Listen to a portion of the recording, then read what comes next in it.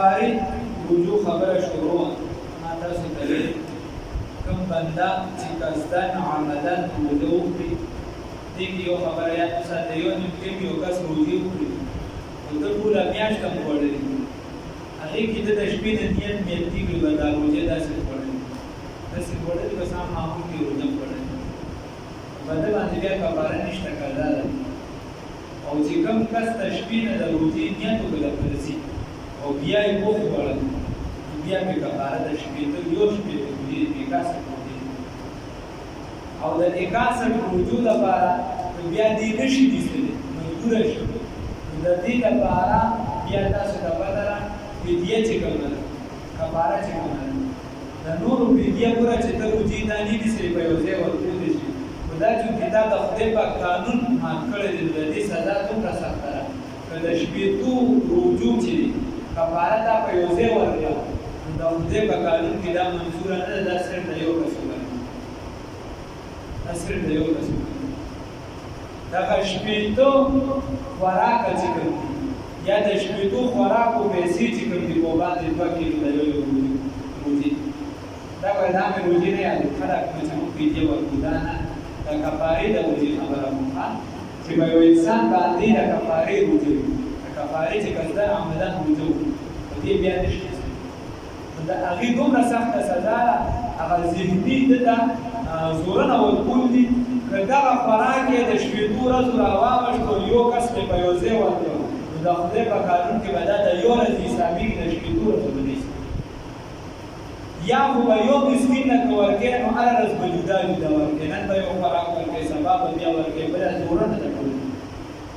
څنګه چې دا بعض دیون والا چې صرف زور ورکوي ویښ به دې ساتي یو څه بل څه چې دا او که نه یو ورځ یې ورکوې نو بیا به شپېته مسکینان راغونډوي د کفارې د به ځان سره بیا پیدا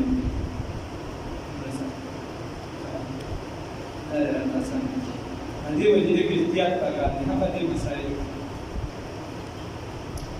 یو بنده چې دی هغه رانجه واچو یا یې د تیلو استعمال وکړو سره یې غوړو چې دا هم څیزونه دي په دې روژه د سره نه ماتېږي خو ته چې دی تپوس نه دی کړی وغیره ستن انجکشن یې ووهه چې دا ټول یې ووهله په دې روژه د سره ماتېږي که دا په خطا وي او که قصدن د سره پرې نه ماتېږي یو به یو څیز چې دا قصدن وکړو په هغې ماتېږي نو دا په خطا سره وشو او بیا سړي خوراک وکړو یو روژه ده پرې کفاره پرې نشته خو په دې څیزونو د سره روژه نه ماتېږي او د مسلمان بنده د سره تپوس نه دی کړی د ستنو والا د تیلو استعمال وکړو ګیرې یې وغوړکه وغیره او د دې نه پس ده دا خیال وکړو چې دا روژه مې جوړ ماته شوه بیا یې روژه وخوړه نو بیا به کفاره وکړو که یو بنده په رمضان کې او روژې نیت ونه کړو دا خو مې درته مسله وکړله نو بیا مې یوه روژه ده کفاره پرې نشته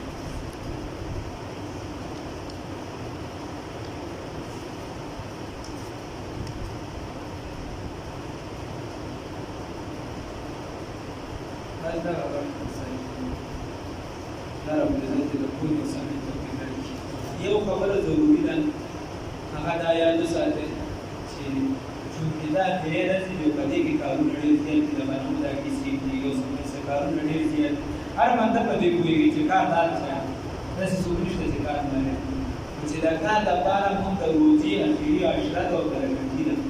زوروره عشره ده چې د هغې دپاره موږ تراویح او فعالیت کوو د کار دپاره موږ روژه فعالیت کوو د کار دپاره موږ فرض لمونځونه فعالیت کوو خاص کر چې دا کوم شیزونه ضروري دي اوس که نوافل یو دی په کار دی نو بیا که کار کې سمې کړي ته وایې چې ضرورت دی ټیک ده خو خاص کر فرض لمونځونه روژه شوه او تراویح شو چې دې سره موږ فعالیت کوو الله رب العزت دې راله د توبې توفیق راکړي چې ته د دې خیال وساتې مختصره خبره یاد وساتې ذهن ګډوډ نه کوي بیا اوږده شوه دې ته خلک خیال کوي خو دې ته خیال نه کوي چې مفهوم او مطلب په دې خبره کې څه ضروري سنت که ته د روژې خیال وساتې د تراویح خیال وساتې د خدای د احکاماتو خیال وساتې لږ څیز به خدای پاک په پکې د برکت واچي او که ته د دې خیال ونه ساتې خاص کر بیا دیني عشره ده ته د دې خیال ونه ساتې نو څیز به ډېر زیات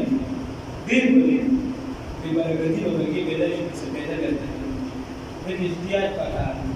الله رب العزت تعالی